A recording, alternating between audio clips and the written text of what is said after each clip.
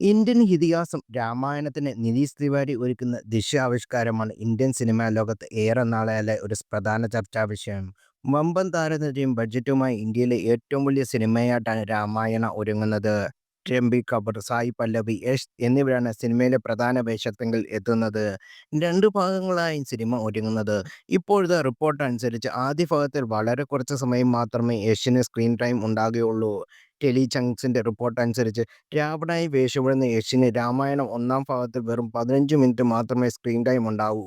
ചിത്രത്തിന്റെ അവസാനത്തോടാകും യഷിനെ അവതരിപ്പിക്കുക.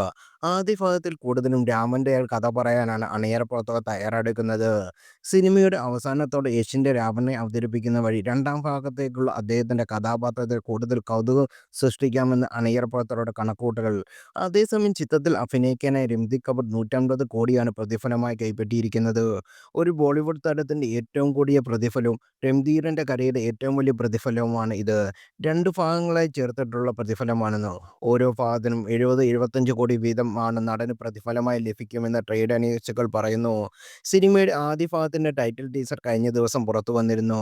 Hans സിമ്മറും AR റഹ്മാനും ഒന്നിച്ചെത്തുന്നു എന്നതാണ് ടീസറിന് പിന്നാലെ ആരാധകരെ ഏറെ ആവേശത്തിലാക്കുന്നത്.